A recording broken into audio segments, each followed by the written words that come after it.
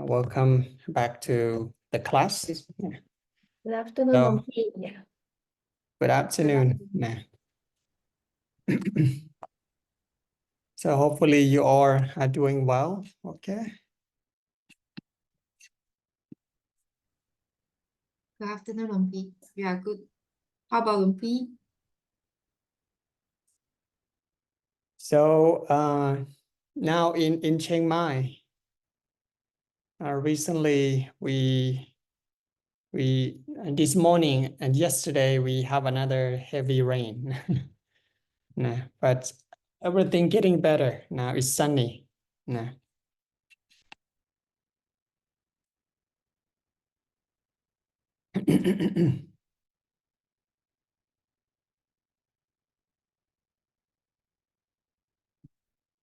Let's see. Hello นมัสการครับหลวงพี่เควินนะ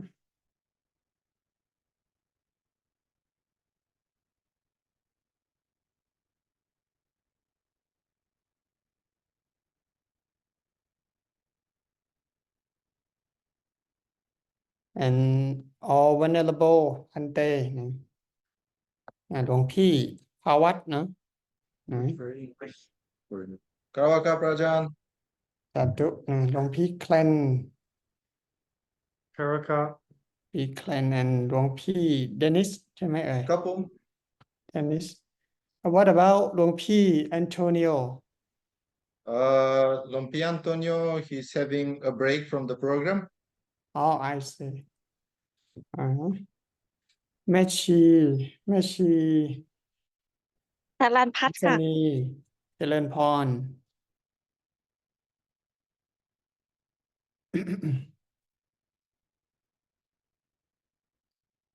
Okay Dennis and ไวอองนะสาธุ Good afternoon หลวงพี่ สาธุ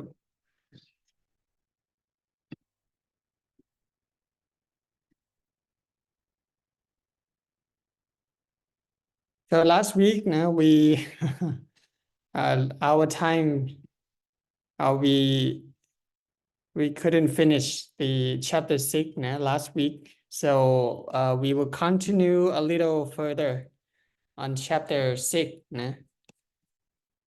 Chapter 6. Now we mentioned and discussed about the first periods of the Buddha after the Buddha enlightenment. So when he spent 7 weeks, 7 weeks that he emancipates in the happiness of liberating from suffering.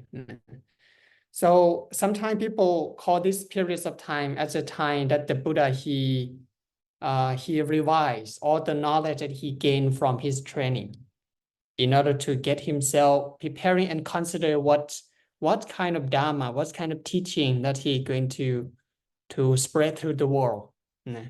It's like you finish the degrees and you consider type of the people, group of the people, in order to teach them properly. So sometimes people mention that the Buddha at first he's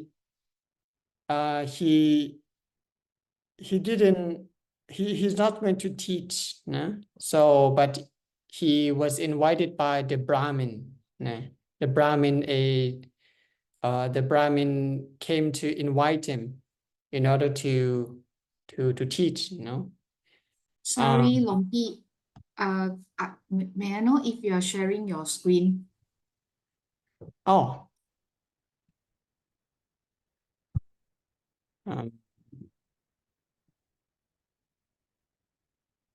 Okay. Sorry. Now it's Thank on. you. Yes, Okay. thank you. Okay, so this review from last week, and that he spent 7 weeks on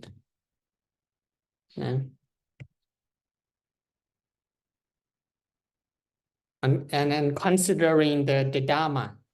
So the Dharma that he discovered is called Patija.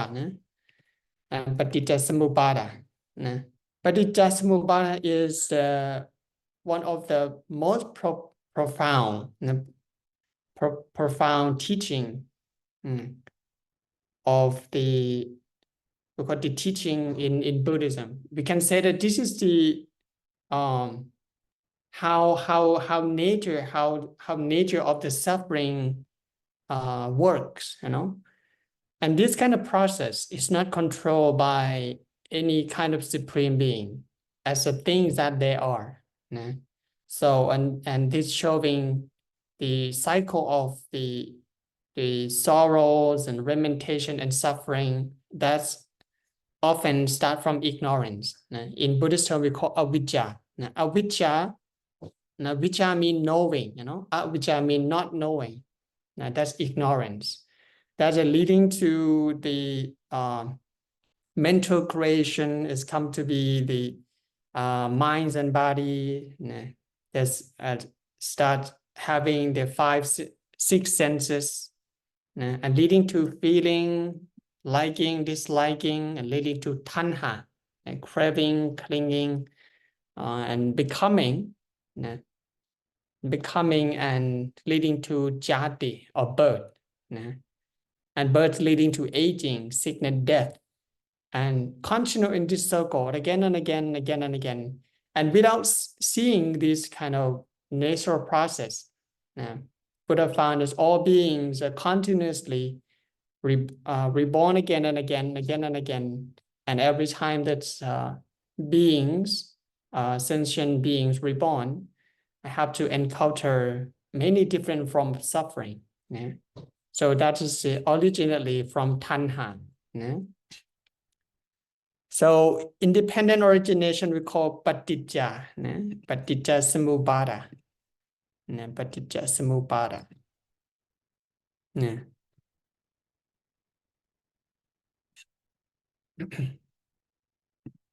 And that is for the first week that he spent remain sitting meditation and considering about the paticca. And the second week he gazing, standing upright and staring at the Bodhi tree without moving to anywhere for 7 weeks, in order to thanks to the tree that provide him, that allow him shelter when he was struggling for attain the enlightenment. And the third week, so and is when the Deva came to, so many times said that the Deva came to, it's like a test him that whether he already attained enlightenment or not. And to prove that he already enlightened, he created that golden bridge to the air, and I'll wake up and down for the whole week. And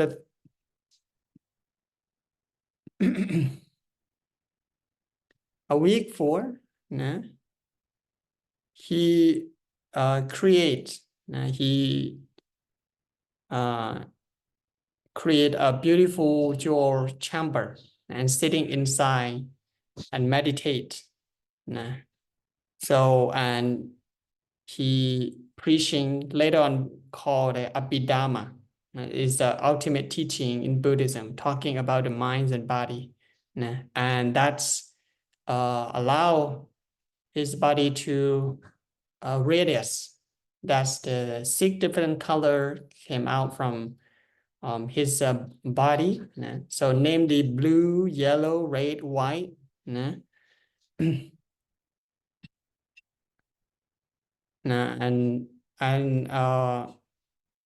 red, orange, and those color represent later on a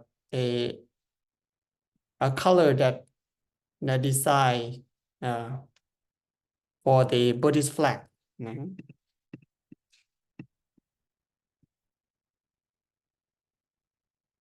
So you may have seen this flag, and this is created from the rays, the aura that the Buddha that he spent is week 4 in the jewel chamber. And week 5, there's a daughter of the Mara. The 3 girls came to visit him. So namely Tanha, Rati, and Raka, to trying to disturb him, trying to drag him back to the world of sensation, to indulge in with pleasure. But their attempt failed because the Buddha at the time has no more defilement in his mind. So he just remained still and not distracted by this three girl of the Mara. So and a week 6 and the golden not week 6. No, so just repeat the week 6, the Majulinda tree. Now the Naga, Payanaga, named Majulinda. So Payanaga is a kind of living we call a certain kind of animals that have we call the supernatural power. That there's many times that mentioned in the Buddha history that Nagas disguise as a monk, this guy as a man in order to the Naga would like to ordain as a monk. So, but the Buddha said that the animal cannot achieve enlightenment. So later on, when the Naga will found that monk will found that he is a Naga that the Buddha asked to disrobe. So this Payanaga, also named Majulinda, came out and they sick week 6 to protect the Buddha from getting wet from the rain. That he used his hook cover the Buddha body and protect him from the rain. And after the rain stopped, the Naga uncoil himself and transform himself into a young man and then go back to his world.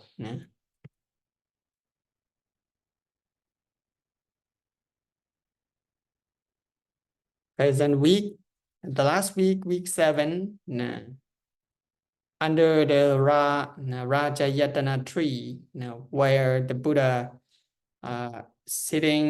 practicing meditation, there were 2 merchants named Tapusa and Palika. So the Buddha sitting under the tree, Rajayatana tree. So then they felt moved, then they offer the dry rice powder. So then the Buddha gave them his hair. I ran his hand onto his head, and there's 8 of his hair gave to the 2 merchants. So many believe that these 2 merchants come from Myanmar. So that is a myth that's Burmese people, they believe that later on the hair of the Buddha, they put in this pagoda called the Shwetagong, which is where they put the hairs of the Buddha. So that is the myth that's related to the history of the Buddha. And finally, the Buddha, after 7 weeks, so he went back to the banyan tree, the banyan tree, the Bodhi tree, and considered about the knowledge, and his our wisdom, that how would he spread the teaching to the people. So he considered there's a many different group of the people. Some have a very heavy sensual indulgent with pleasure.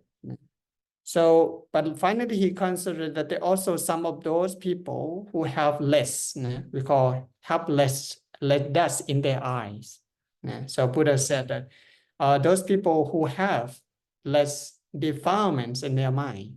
So these people, if they first listen to his teaching, they will immediately understand the teaching and will be able to enlighten.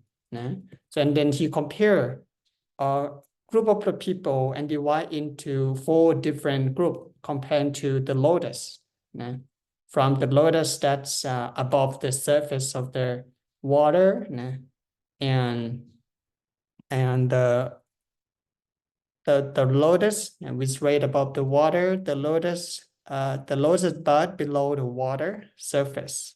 The lotus bud below the water surface will bloom sometime in the future, and the lotus mud would become the food for the fish, and total would never bloom. So this what he, after considering that's people have different, we call innate collector, that they have accumulate their good deed, good action, and their perfection. So first group of people that he found were both his 2 teachers that he used to study with. So that is Aladapasa and Uddukapasa. But with his insight knowledge, he found that these 2 teachers already just passed away. And next, he continued to consider which group of the people to preach. And then he thought of those 5 ascetics that who used to serve him while he practicing self-mortification. So, and he thought that these 5 ascetics already have that 5 inner collector, that they have faith, they have effort, they have samadhi, they have concentration. So after considering this, the Buddha traveled. He journeyed to the Deer Park in Varanasi, where 5 ascetics dwelling. So these 5 ascetics we call Panjavakkiya ascetic. Panja mean 5. Panjavakkiya. Panjavakkiya. Vakkiya is ascetic. Panjava is called, simply mean 5 ascetic. So the Buddha coming from a distance because of the glorious brightness of his personage. They had no idea about his enlightenment, but thought that since the Lord Buddha no longer practiced self-mortification, they would not welcome him. They would not get up and greet him. They would not take his arm bow and his robe, and they would merely prepare a seat for him. So seeing the Buddha coming closer and closer, and all of these 5 ascetic, they made an agreement before the Buddha's arrived, and they said that we will not welcome him. So like they used to serve him while he practicing meditation. So we just like provide him seat.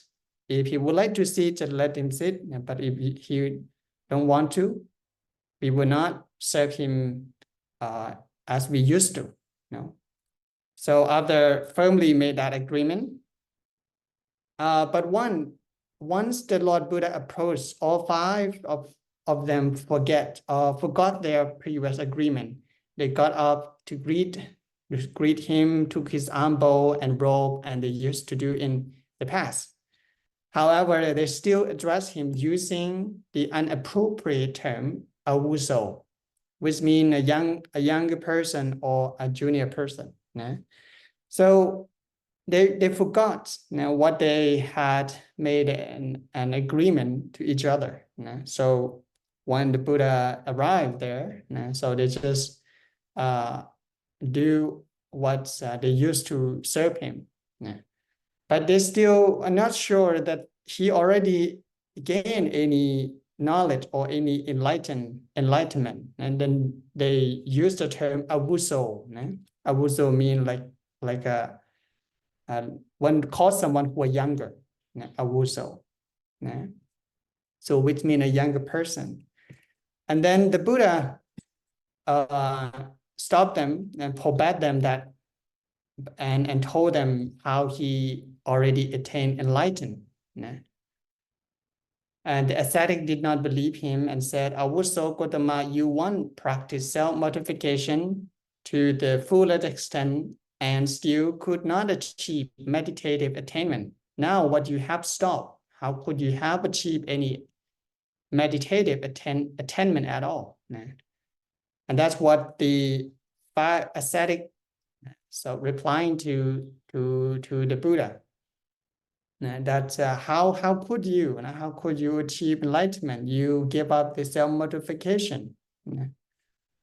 Then the Buddha then asked them that if he ever said anything that was not true in all the time that they had been together, it's caused the five ascetic to become interested in what the Lord Buddha had to say. But he told them to wait until tomorrow. So the Buddha never told the five ascetic that have I told you that I already attained enlightenment? And he said now they already attained, and when the five ascetic consider, he have never said that he enlightened. Now he said he enlightened. So that's allow the five ascetic to listen to his teaching, and the Buddha gave his sermon. So gave his sermon to the five ascetic. And when the Buddha get to Isipatana Mikataya, this is the name of the forest where five ascetic dwelling, and the Buddha, he gave his first sermon. Or in the present day is Sarnath. Sarnath is one of the four Buddhist pilgrimage. So the district of Benares city, he went to visit the group of five samana. So sometimes samana or ascetic is the same meaning, five samana. But they show unrespectfulness by saying, so that repeats the previous slide. Senior, that means senior. The Buddha told that he had attained enlightenment.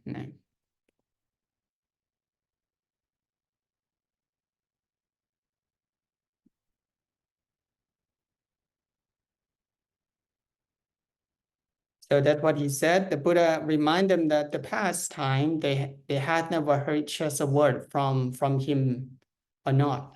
So the Buddha have never mentioned that he already enlightened, but now he said that he already enlightened.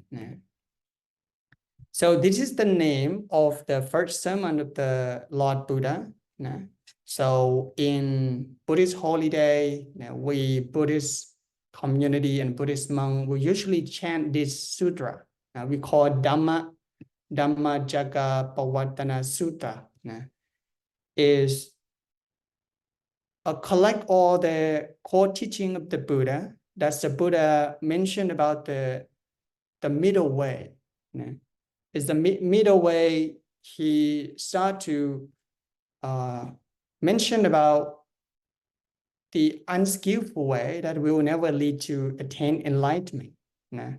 So first in Pali we call the Kama Sukhalika Nu Yoga. Kama Sukhalika Nu Yoga. It means indulging with pleasure. So it's like the Prince Siddhartha life, that he have his life happily in the palace. So indulgent with pleasure, life that's based on material will never leading to the ultimate happiness. And on the other hand, another extreme way that what he taught in this sutra is the Atta Kila Mathayi Nuyo. It means to practice self-mortification, extreme punishing the body will also not leading to attain enlightenment. So he mentioned in this sutra that these two extreme ways will never lead to the nirvana or end the cycle of suffering. Then the Buddha started to mention teach about the Four Noble Truths and the Noble Eightfold Path. That he said this is the middle way to attain enlightenment. So this is what's in summary in the Dhammacakkappavattana Sutta. And he mentioned the monk should not practice conduct, the two extreme. First is the extreme of sensual indulgence. And the second is the extreme of self-mortification. And these two extreme ways, Buddha said that monk should avoid. So it's not the way. These two ways are not the way leading to attain enlightenment. So practicing meditation and to achieve enlightenment is not about that extreme. Like in the present day, there are also still many different forms of mortification that still practice in India. So since the Buddha time, so if anyone had a chance to visit India, you may sometimes see like these ascetic, they practice the self-mortification. So I have seen a video that's we call the ascetic. He put his hand, holding his hand like this for years without putting down. So that's we call the self-mortification that the Buddha used to practice. And he found that this practice is useless.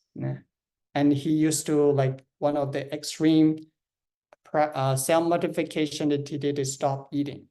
And still his body became very skinny and he almost destroyed his life. And finally he gave up and go back to the middle way.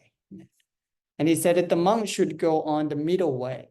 And so this is a part of the Dhammacakka. The monk should go on the middle way, the Noble Eightfold Path. The Noble Eightfold Path. And consisting, one, right understanding. Right understanding or right view. Two, right thought or right intention. And number three is right speech. Number four is right action. Number five, right livelihood. Number six is right effort.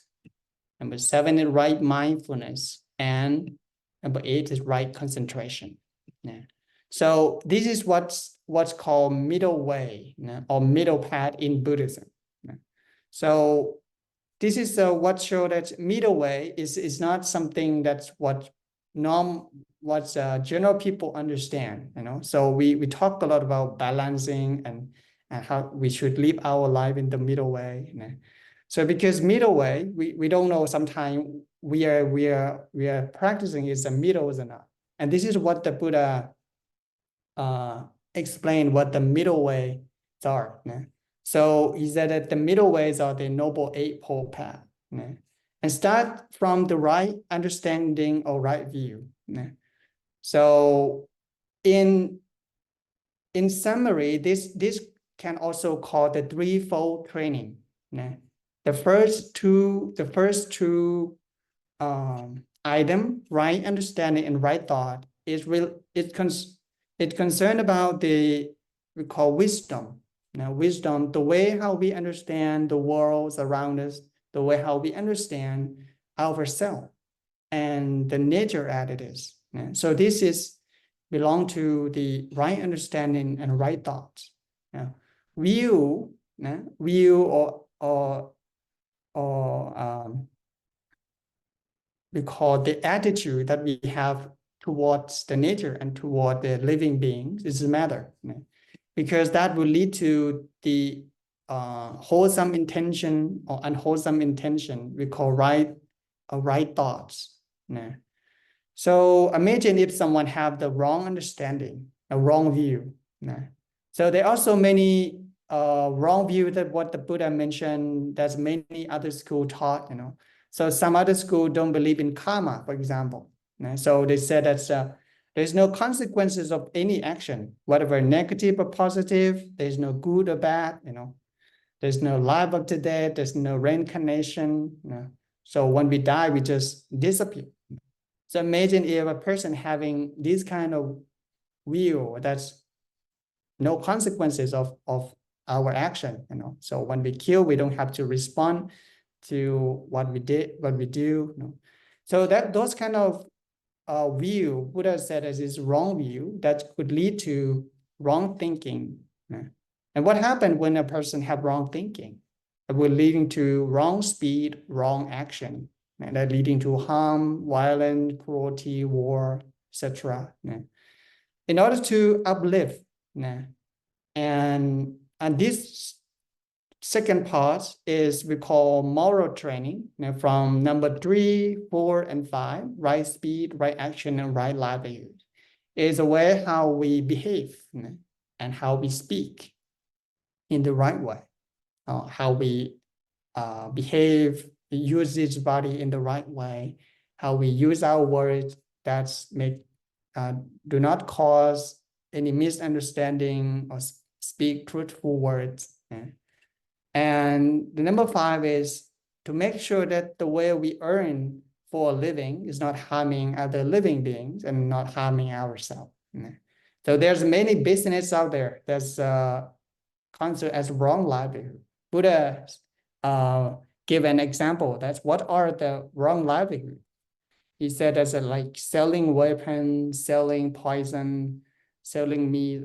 All of these things considered as a wrong livelihood that leading to supporting more violence. So this is the ways about the morality. We call the moral training. And for the number 6 and number 7 and number 8 is considered as a mental training to uplift the mental quality, to cultivate the positive mental quality by improving efforts. So we have to have an efforts in order to overcome the anger, greed, and delusion. The right efforts, Buddha said there are four kind of effort that we should apply, and in order to train ourselves, to protect ourselves from having unwholesome behavior that is not arising, that is not right yet. So if we have never drink alcohol, for example, we should not approach or go close to the environment, the community. That is about to protect. You have to use the effort to protect. And at the same time, we have to reduce any unhealthy behavior, unhealthy thinking. So that's we call to reduce. And that's require effort, to uplift that and change. And then to cultivate the wholesome thing that is not arise yet. So any good thing that we haven't make it happen. For example, we have never done any kind of charity or any giving or helping. We're trying to learn and uplift new good habits. So that's we call trying to cultivating good new thing. And the fourth kind of efforts is that to maintain, so maintain the wholesomeness that already is arrives. And so if we have done okay, we have following the right way and the good way, trying to keep ourselves in that we call in that track of cultivating good. So this called the effort, the right efforts to protect, to reduce, to create, and to maintain. And number 7 is right mindfulness. Now, right mindfulness is to living our life with the present moment. So I can say this actually, there's much more detail in the mindfulness taught by the Buddha. So simply he mentioned about the 4 foundation of mindfulness and contemplating on the body, behavior, action, like breathing, for example, contemplating on sensation of feeling, and know what sensations arise on the body, liking, disliking, pleasure and pleasure, neutral, and contemplating on the mind, and know that now mind is frustrated. Know that now mind is lustful. Now know that mind what happened. So, and still to the contemplating on the Dharma and how things relating one another, how one thought, wholesome thought, and wholesome thoughts arising, and how it's arrived and passed away. So that is more details on the concept of mindfulness. And number 8, the right concentration. So this part, the Buddha talked about the different level of a meditative absorption. So he talked about jhana is different level of how mind stable and content and meditation practice. And he mentioned about the 4 jhana. The first state of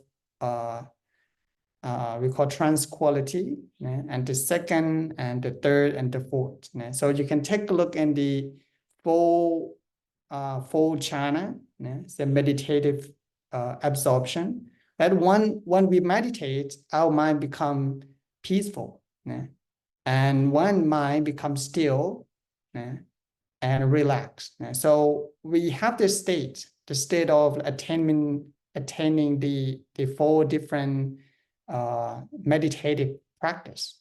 So that's mean when the mind become purer and purer, the first step, like lots of kind of restless mind will gradually fade away. And then a person will go to another state, like you may have rapture or joy or happiness feeling. And then when you acknowledge those feelings arise and fade away, mind become pure, and still you will be able to recognize the equanimity. When mind is very concentrate and become the very one-pointedness mind. So we will not go pretty much in detail in this Noble Eightfold Path. You can go and take a look in each of these. Actually, there's a lot more detail what the Buddha mentioned in the Dhammacakkappavattana Sutra, the middle way. Okay, after the Buddha finished his teaching, giving the Dhammacakka to the 5 ascetics, the monk named this what he taught. The Buddha preached the 4 noble truths. The first is about dukkha, dukkha or suffering. And dukkha, actually, when we translate into English, is not really translate directly to suffering. Actually, the meaning of dukkha is broader than just translate as suffering. It could mean pain. It could mean as unsatisfactoriness. So, and the Buddha gave that like births, suffering, aging or old age, disease, and death. So, and etc. So he mentioned about what dukkha is. And the second, he mentioned about the samudaya and the cause of suffering. So the cause of suffering is come from craving. So craving for pleasure, craving for becoming, and craving for prosperity. Now we call three kind of tanha. So tanha work in many different ways. Tanha, something that we want. Something, and also sometimes it works as something that we don't want. Like if we want to become, and that's how desire working. And later on, if we already have that and we no longer want it, we want to get rid of it, reject it. All of this thing is how tanha, how samudaya. The Buddha said that this is the thing that we should let go. So when one let go, that's tanha, self-centered desire. One will recognize. So review the nirodha, the cessation of suffering. So when it's called, it stopped. So suffering is stopped. That's called nibbana or cessation of suffering. To end the cycle of that sorrows and unsatisfactoriness. So one should have to practice the magga or follow the path, the middle way, the path that leading to the cessation of suffering. So this is the cause and main teaching of the Buddha that mentioned in the Dhammacakkappavattana Sutra. And while the Buddha was preaching, Kodanya has got the eye of truth. The eye of truth, that thing must be decay in common. So the Kodanya, one of these five ascetic, has the eye of truth. Attain, because the first state of becoming the noble one, because the first state of enlightenment. In Pali, we call Sotapanna. Sotapanna. So Kodanya had got the eyes of truth. The Buddha know that Kodanya had the eye of truth. Dhammacakku. Dhammacakku is the eye of truth. So he exclaimed that Kodanya has to know. Kodanya has to know. Kodanya has to know. In Pali, he said, Anyasi, Anyasi, Anyasi, Anyasi. This means Kodanya has to know. Kodanya has to know. So he exclaimed so because he know that now Kodanya has the eye of truth. And from then on, the Kodanya will call Anya Kodanya. Anya Kodanya. So after the Kodanya got the eye of truth, so he asked the Buddha to ordain, become a monk in Buddhism. He was asked to be a monk by Buddha, preaching, please go on the holy life to final suffering on the right way. So in Pali, we call ehi bhikkhu upasambara. It means come to be a monk. Kodanya ordination was complete by Shet Buddha's speech. So in the old days, it's easy to become a monk.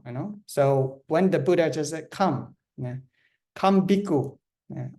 When the Buddha just says, delivers his words. So that person could ordain as monk. Ehi bhikkhu upasambara. And that is the first time that the world had the triple chain, the Buddha, the Dharma, his teaching, and the Sangha, the disciple. So that day we call Asa Lahat Bucha Day. It's a day that's it's the arising of the triple chain, Buddha, Dharma, and Sangha. So the rest of the ascetic, and the rest of 4 ascetic, later on the next day, the Buddha repeat the same teaching, Dhammajaga, and respectfully, those four ascetic also has the eyes of had the eyes of truth. So Vappa, Vappa Patiya, Vappa, the other four monks also attain the stream Angela, Vappa Patiya, Mahanama, and Asachi. So, and they the other four ascetic also ordained all together, and the same as the Godanya ordained. So this how the five ascetic attain the arahantahood. Now they are not yet attain the, we call the highest enlightenment. So have the eye of truth is the first step of attaining enlightenment. We call Sotapanna. Sotapanna. So Sakatakami, Anakami, and Arahanta. Arahanta is the highest attainment. So Anatta Lakkana Sutta, talking about the non-self, the non-self concept. Anatta means non-self. So in this teaching, the Buddha taught the five ascetic about the five aggregate that's not self. He mentioned about the rupa, corporeality or body or form. So Vedana, sensation, sanya, perception, and sankhara, mental formation, and vijnana, consciousness. So in the Anatta Lakkana Sutra, the Buddha asked the five ascetic that are these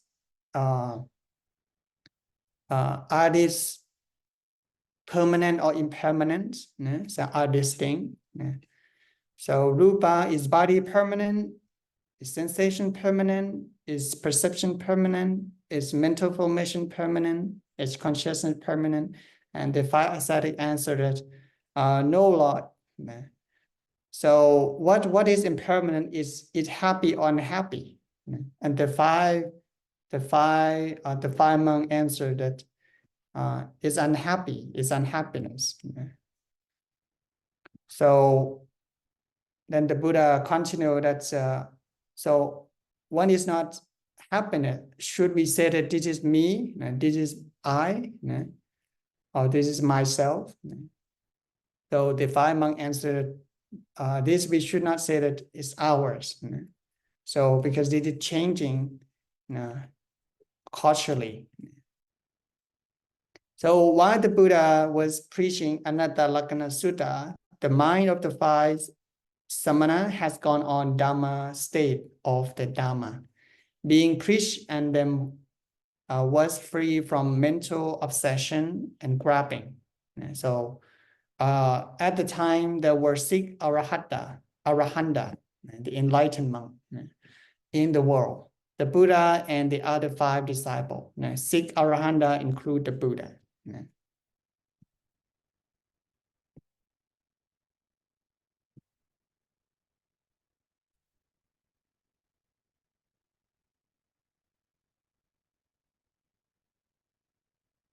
All right, so this is a question from last week. So at the end of our today class, so I would like you to do this exercise to answer this question. I have the form online, okay? So for the venerable monk, if you are not allowed to access to internet, now you can write this question down and just give a short answer, okay? And then you can submit through maybe taking a picture and post on our group, okay, our line group, and write your name, okay.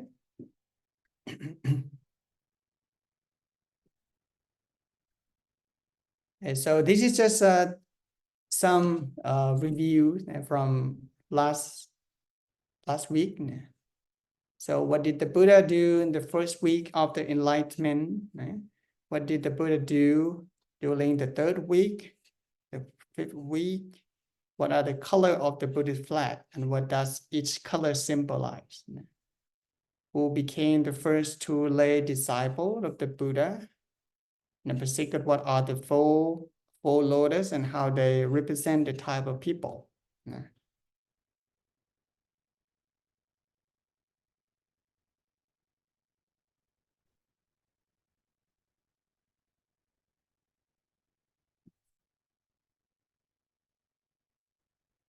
Okay, and before we continue the next chapter, anyone have any question from chapter 6?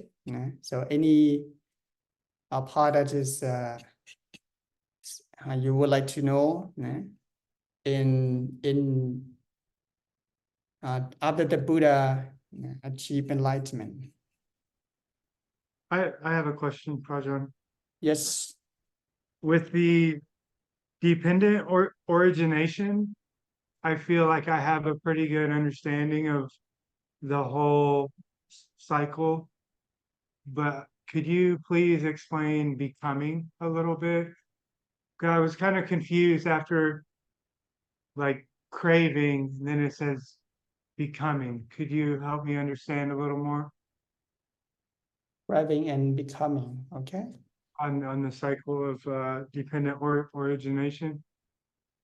Okay, so after this, we'll go back to that slide, okay? So here, depending origination. Okay, if you finish and note this question, so let me know, okay? We're finished here. We took a screenshot of the. Okay, that's good. All right, this one, right? So Couple. becoming.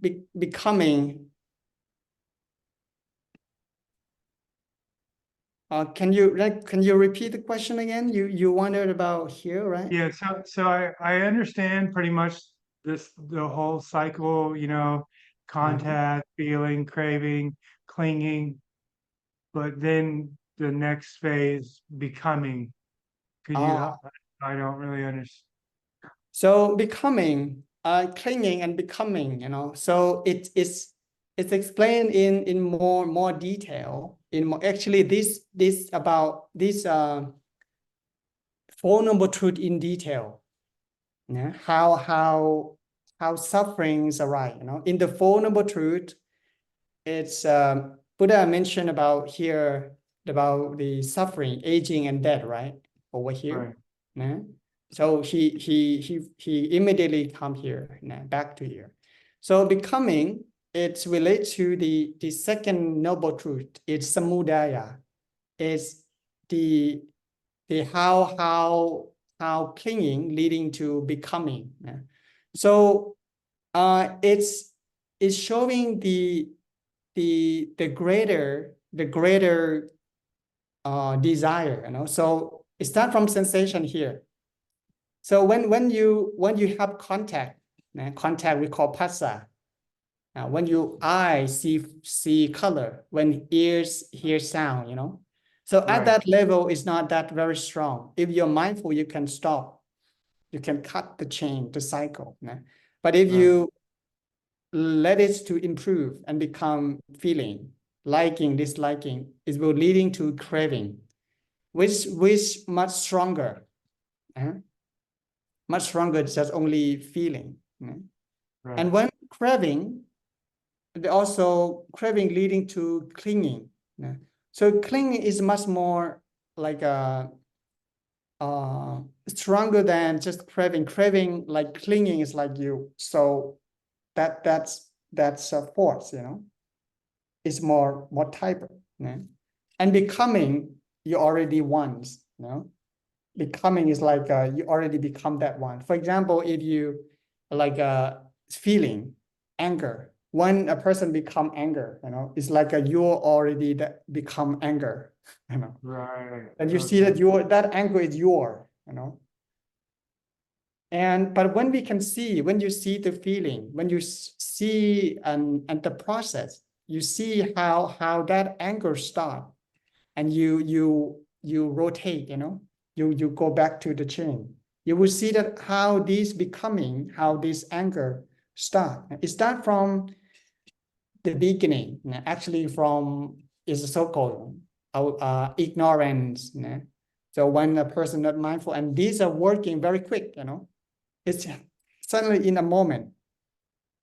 Right. So that's why this process, Buddha said, is very profound, that those people who doesn't have that pure mind, those people who mind is still indulgent with pleasure, could not really see this in by their mind truly. But we can follow this process, and when we use our wisdom, so one becoming, so that is the self, you become, and that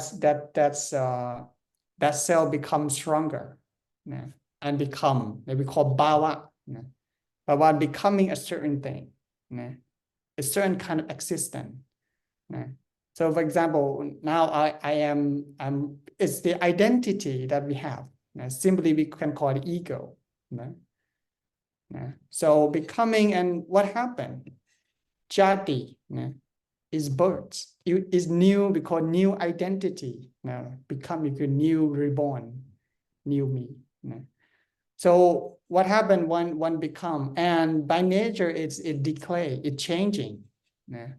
And by nature of the tanha, by nature of bhava, becoming, that self don't want to change. Desire don't want to change. The ego want to be permanent, but nature not permanent. So when it change, so that causes suffering. So why is not in this way, but why is going in the way that we don't want it to be. So that's what the Buddha explained, the Paticca Samuppada in detail on the Four Noble Truths. So actually, they also, the five aggregate, the Four Noble Truths, and the Paticca, dependent origination. Buddha explained in different state, but actually it's the same thing. Sadhu. Kapam. Thank you.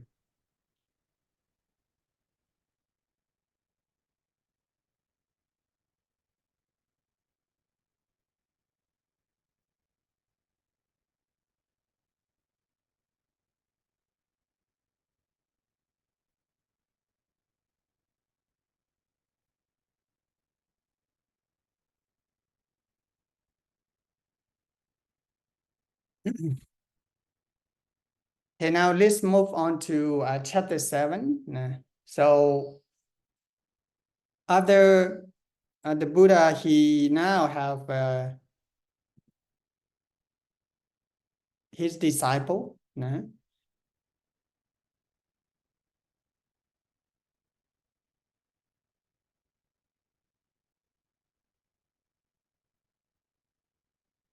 This is in chapter 6 that we mentioned. Self-collector. And this is where the Buddha gave his first sermon. It's called Saranat, the day apart. Varanasi in India. Sana Vaisali, this is the present day. So it's one of the 4 Buddhist pilgrimage. If you have a chance to go to India, so this is one of the places the Buddha advised those faithful Buddhists to visit, to have a sense of urgency. So I myself, I have never been to India, and I really like to visit these places actually. So to have that many people say that when you are at this place, you know, you will have more faith, you know, and confidence in the teaching of the Buddha. And this is what we're going to learn and discuss on this chapter. You know? So instructing yasa. Now, so we're going to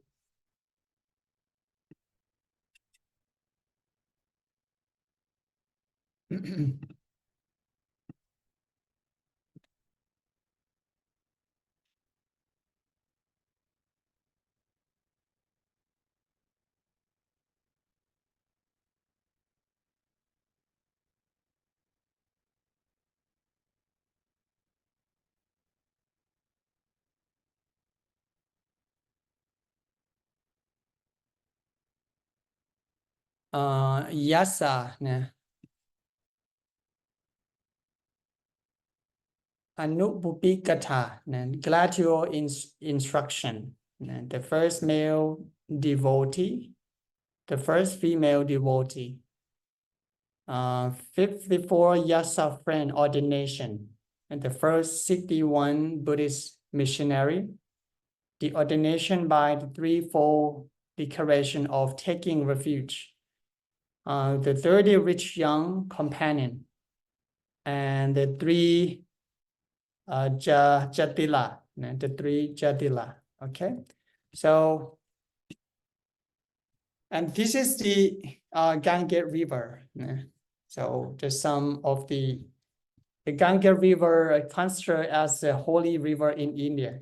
So in Benares. So in Hinduism, people believe that if you have sin and you bathe in this river, all the unwholesome and sin will wash away. So there's many time in the Buddha history that there's a Brahmin and wandering monk bathing in the river, and the Buddha said that is not the way to purify the sin. So to be purifying the sin is not to do any harmful thing, to not doing any sinful thing. That is the way to clean and purifying life. So this photo showing the Indian people bathing in the river. Okay, so let's talk about the yasa life. Who is yasa?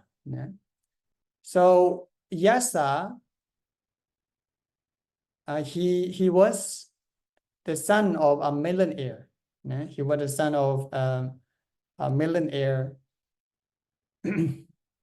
So it said that at the time there was in Benares a noble youth Yasa by name, the son of rich family. Now he had 3 palaces. On the for winter, 1 for summer, and 1 for the rainy season. Similarly, his life like a Prince Siddhartha, you know. Now one day, Yasa, while he was attained by those female musicians, fell asleep sooner than usual. He, after his attendant, also fell asleep. Now Yasa awoke sooner than usual, and he saw his attendants. When he saw that his mind become weary, the worldly pressure, then he gave utterance to his solemn exclamation, "Oh, what distress! Oh, what danger!" And he left from his house to Isipatana, where the Buddha staying. So Yasa also encountered, so his like what the Prince Siddhartha encountered before he leave the palace. So he saw those musicians that served him, and when he woke up, and he saw that those musician and dancer sleeping in different manner. Some wanna snoring and like a pig. So it represents to him that those beautiful people now look in such a ugly. So then he exclaimed that, oh, what's distress, what's danger. And Yasa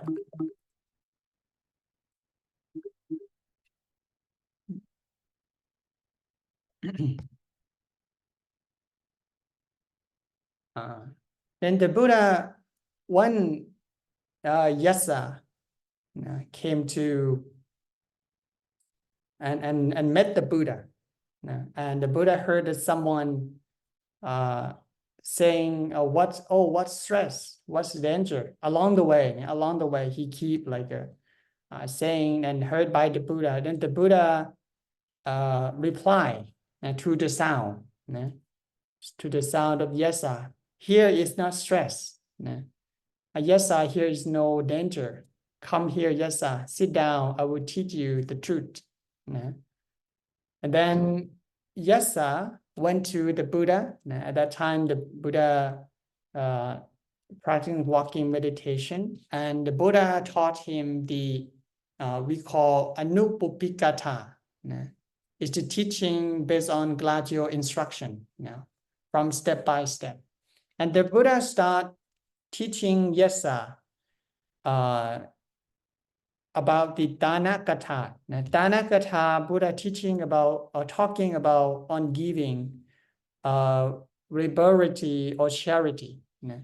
So this is what the Buddha often taught to the lay people who haven't experienced or become monk before. So Thana is about giving and letting go of the surrendering the property. Then he will continue. You continue to teach another kata called Sila kata. Sila kata is about morality or precept, like a 5 precept, and talking on morality and righteousness. So in order to practice, we call practice the compassion and loving kindness, to how to having a moral life. And the third kata, the third state, he taught Yasa on Sakka kata, talking about the worldly ultimate happiness, talking about the heavenly pleasure. Ultimately, the greatest pleasure is in heaven. But Buddha mentioned that all of those pleasures also impermanent. So that is the greatest pleasure that a person could have. Even the pleasure in heaven also not permanent. So this greatest pleasure also will change. So that is to see the, we call the negative side of the pressure. That's any pleasure that change, and could not say that is a real happiness. And then the Buddha continued to talk about the Kamma, Kamma Tina Wakata. So he teaches on the disadvantage of sensual pleasure. So this is a connection in the Sakka kata. And number 5 is Nakkamma Nissa Sakata. So he talked about the benefits of renouncing sensual pleasure. That is to enter monkhood, the benefit of enter monkhood. And when a person enter monkhood, he will have less worry, have less anxiety.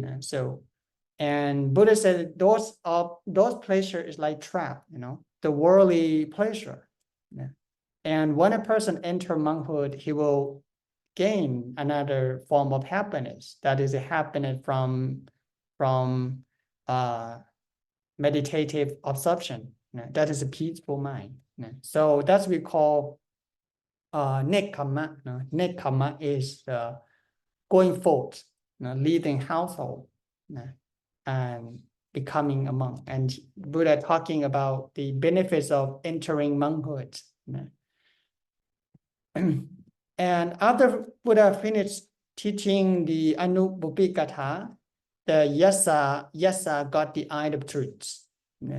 So when the Buddha saw that the minds of Yasa now is already to receive the teaching, and the Buddha continued to teach him the Four Noble Truths, considering about truth.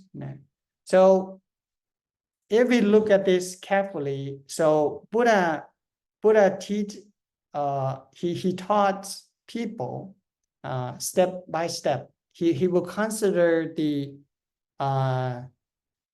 person, he didn't teach people always the same teaching. And so if we go back to the last chapter, when he taught, gave his first sermon to the five ascetics, he didn't talk about the Anubbupikatha, but he go directly teaching the five ascetics on the Four Noble Truths, because the five ascetics have trained and understand the household. So that's why Buddha, but Yasa, he still in living in the household, and then the Buddha start from the letting the mind to gradually letting go, and then he finally taught the Four Noble Truths about suffering, cause of suffering, cessation of suffering, and the path. Then Yasa, while sitting there, obtained the pure and spotless eye of the truth. Whatsoever is subject to the condition of the origination is subject also to the condition of cessation. So that's what came up in his mind. So seeing the condition and the originates of the condition that's arising.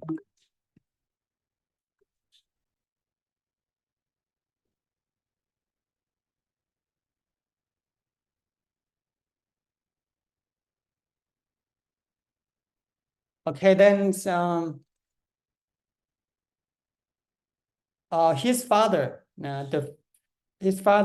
Yasa father, found that they're looking for Yasa. Then the father and his relative searching for him, and they found that he went to Isipatana, where the Buddha staying, and the Yasa father also met the Buddha, and then they pay the Buddha that's the Buddha have seen the Yasa or not. So then when his father was sitting, the Blessed One praised him to, in due course, Anubbupikatha. So the Buddha also now second time taught, he was teaching to the Yasa father. And then the Yasa father got the eye of truth and attaining the Sotapanna. And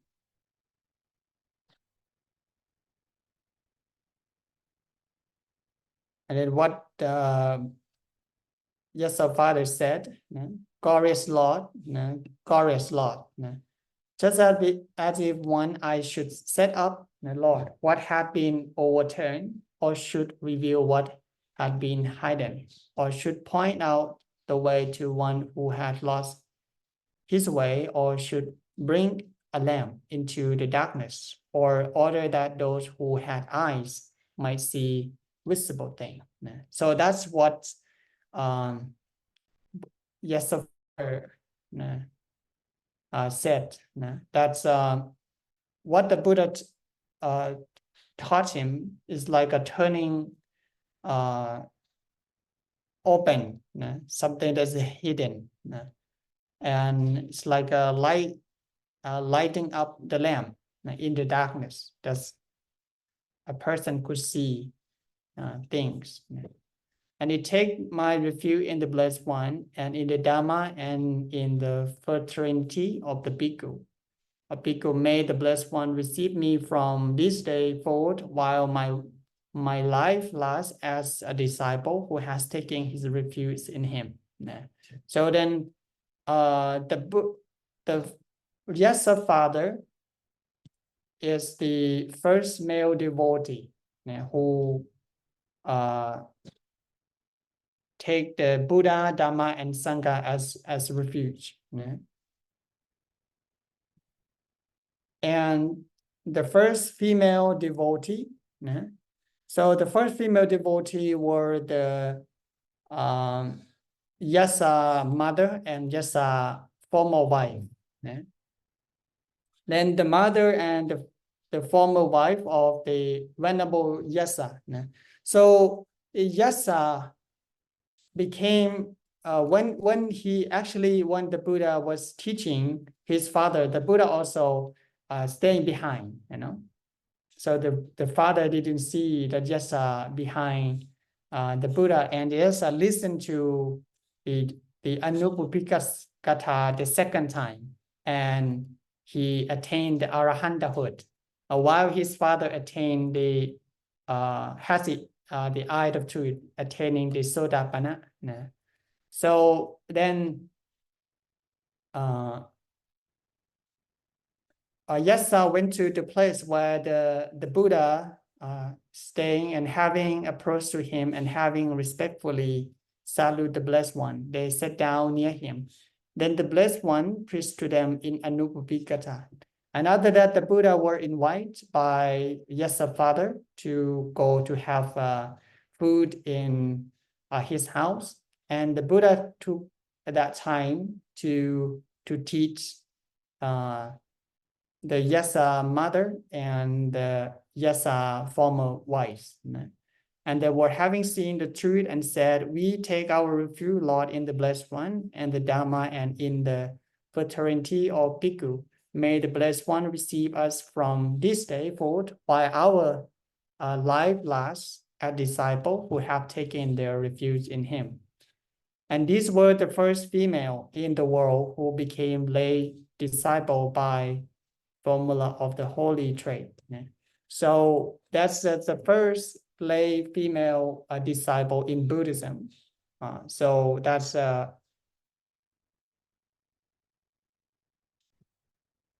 Yasa mother and Yasa former wife. So 54 Yasa friend ordination.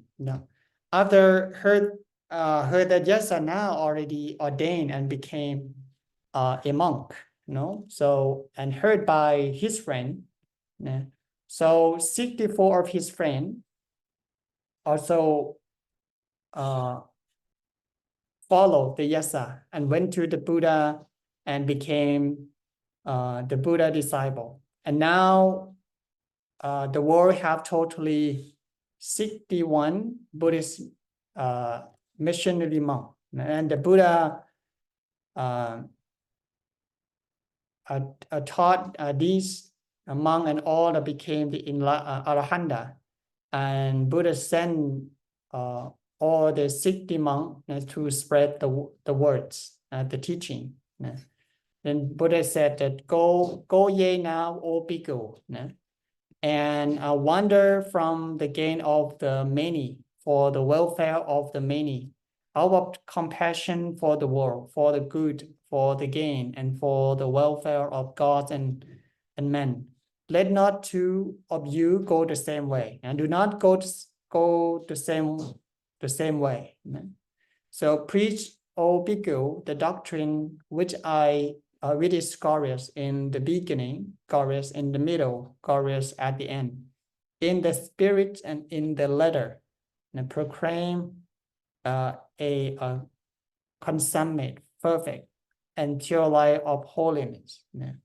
And he continued, I too will go and teach and I would go also Bhikkhu to Uru Vela Sena Nikama in order to preach the doctrine.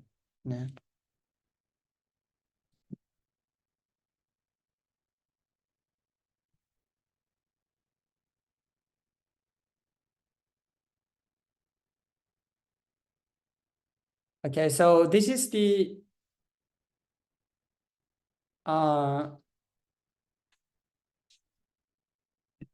where the Buddha he starts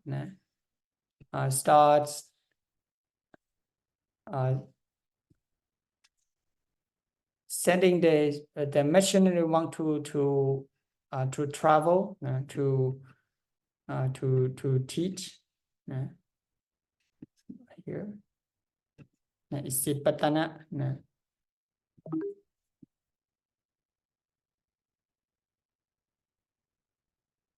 So then the Buddha ordered a special another form of ordination. And normally the Buddha ordained the monk himself. Now he gave the authority to his disciple. So in order to become a monk, so that's a person have to declare. Now we call the threefold declaration of taking refuge. So in the ordination, we'll have a ceremony to declare ourselves on taking the Buddha, Dharma, and Sangha as refuge. So you may say, you may have a chant. So those who are monks, you chant like Buddhang Saranang Gacchami. Dhammang Saranang Gacchami, Sanghang Saranang Gacchami. It's about declaration that I'll take the Buddha as refuge, I take the Dharma as refuge, I take the Sangha as refuge. So with one a person, I finished declaration, he became a monk. We call that kind of ordination as a threefold declaration, taking refuge. In ordination, ordained by the Buddha himself. The Buddha allowed monk to accept the one who want to ordain with taking refuge on Triple Gem. I take my refuge in the Buddha. I take my refuge in the Dharma. I take my refuge in the Sangha. And for the second time, I would repeat that Buddhang and Dudiyampi, Dadiyampi, the second time and the third time. And for the third time, I take and I prescribe or Bhikkhu the Papacha and Upasambhada ordination consisting the 3 times repeat declaration of taking refuge in the holy trade. So that is another way that the Buddha allowed the monk to ordain to his follower of anyone entering monkhood. The 30 rich young companion. So they are together who were friends, totally together 30 young companion. So they travel and enjoy their life, and said that 30 young men searching for women who took their belonging and left away. And then they saw the Buddha, whether he had seen her or not. So those lady, the lady took their clothes and their belonging, and still the lady stole their belonging, and they're searching for the lady, and they met the Buddha by chance. Then they asked the Buddha, have he seen the ladies or not? And the Buddha asked them, now what do you think, young man? Now which would you be the better for you? What do you should go in search of a woman, or that you should go in search of yourself? The Buddha asks, you're searching for a woman or searching for yourself? Then the Buddha leads the young 30 companion answered the Buddha, Lord, would be the better for us what we should go on search of ourselves. They're curious. What do you mean by that? Searching for ourselves. And then if so, sit down, I will preach to you the truth. Then the Buddha said, like, sit down, I'll tell you about the truth of the Dharma. Then the rich young man companion replied, yes, Lord, and respectfully salute the Blessed One and sat down near him. Then the Blessed One preached to them. The Buddha taught them. They have seen the truth and asked for ordination. So after listening to the teaching, they request the Buddha for ordination. And those, all the 30 rich young companion became monk. All right, so next week we'll continue on this chapter in when the Buddha continued to go to teach the three Jalita. Three Jalita is three brothers that they we call they worship three brothers that they worship fire. So we're going to talk about the we call most respectful spiritual leader in Veluvana, and how the Buddha overcome and convert these three Chalita into Buddhist monk. So we'll continue this part in the following week. Okay.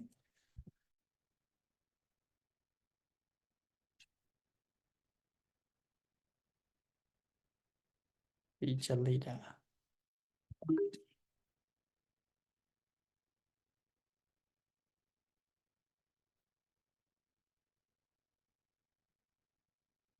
All right, so now it's come to its time. Okay, so any question from this chapter 7, and next week we're going to continue a little more on chapter 7, and next week we're going to be chapter 8, and we have totally 12 chapter.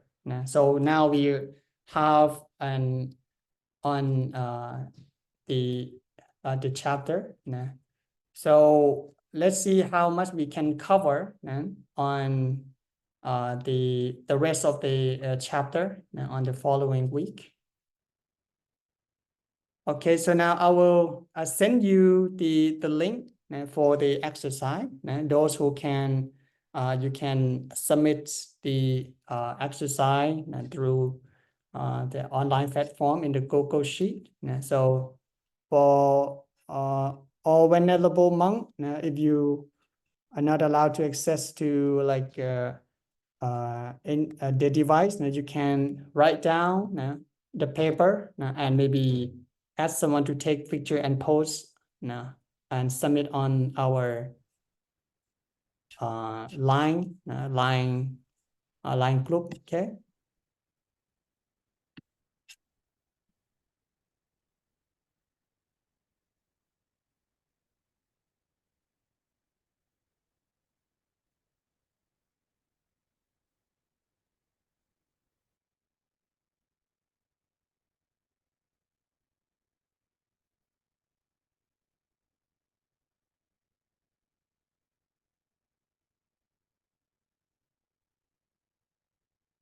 Okay, so this is the link for our today exercise.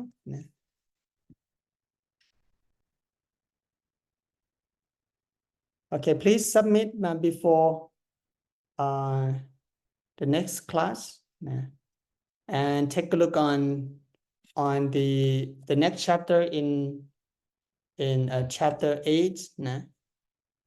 And we will be discussing the next session of the life of the Buddha next week on the 3 fire, three brother, now worship fire, okay?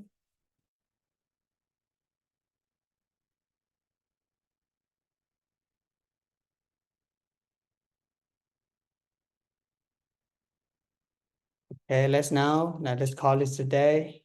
So everyone, pay homage to the Triple J. อะระหังสัมมาสัมพุทโธภะคะวาพุทธังภะคะวันตังอภิวาเทมิ สวากขาโตภะคะวะตาธัมโมธัมมังนามัสสามิ สุปฏิปันโนภะคะวะโตสาวกสังโฆสังฆังนามามิ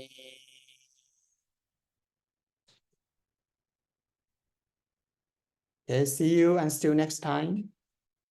thank you หลวงพี่ Thank you หลวงพี่สาธุ Anumotana Prajan. See you next time. สาธุ โมทนาบุญครับอาจารย์ สาธุครับ